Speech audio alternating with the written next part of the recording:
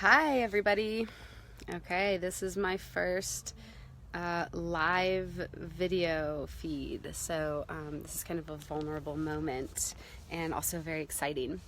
I've been sitting here, there's something that I've been wanting to talk about, and I've been sitting here doing videos, going kind of again and again, deleting, just not really being able to have that authentic experience. And finally I was just like, okay, screw it, I'm gonna go live and we're just gonna do this full on vulnerability here. So anyway, I wanted to talk about something that is, I think, kind of hitting the streets here in our quote unquote spiritual community. I just realized that I'm really kind of getting dark, so I'm gonna shift a bit here.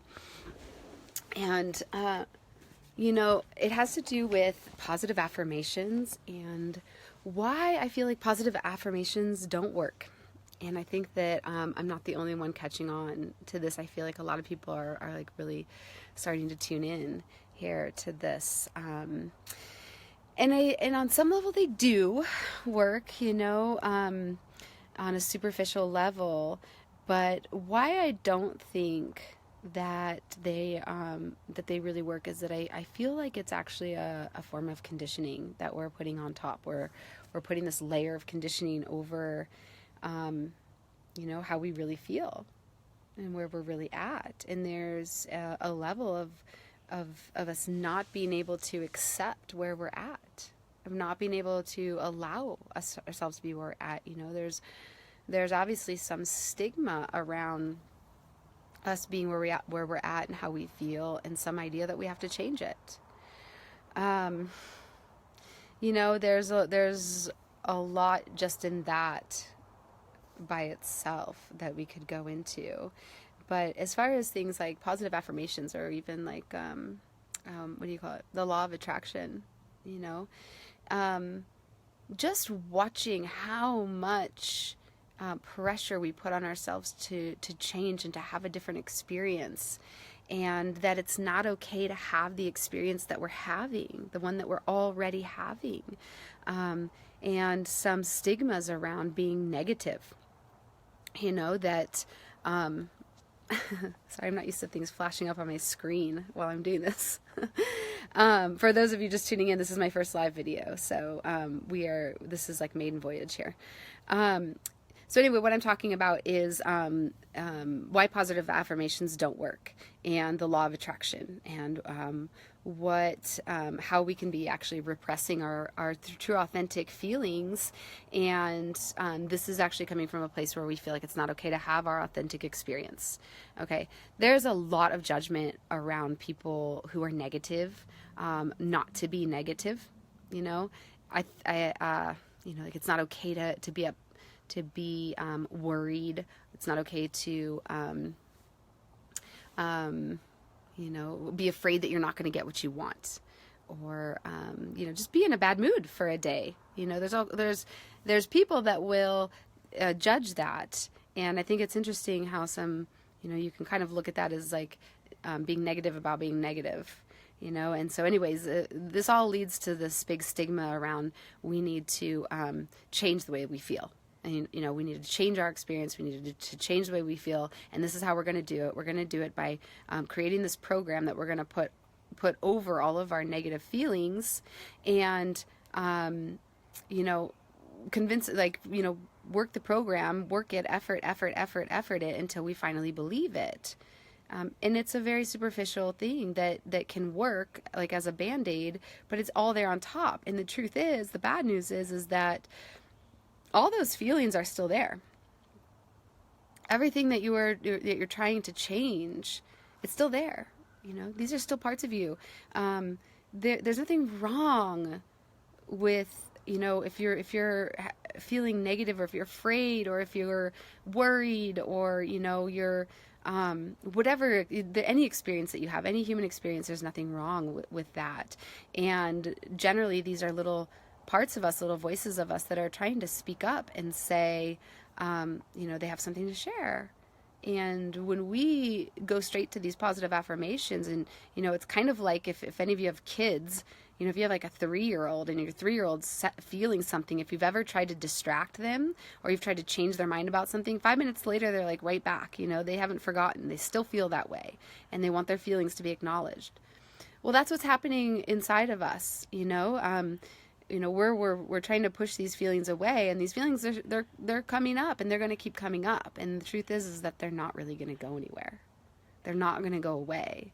You know, like we're just creating a new program on top of an old program, and it's just more layers that we're eventually going to have to work through. So what can we do? You know, what could be a better solution to, you know, we find ourselves in a place of feeling negative or feeling fearful or feeling worried. And, you know, how can we come to a place where we can allow?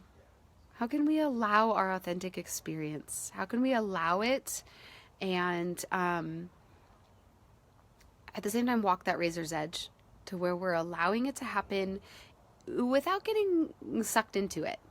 You know, without getting drug into it, without pushing it away either.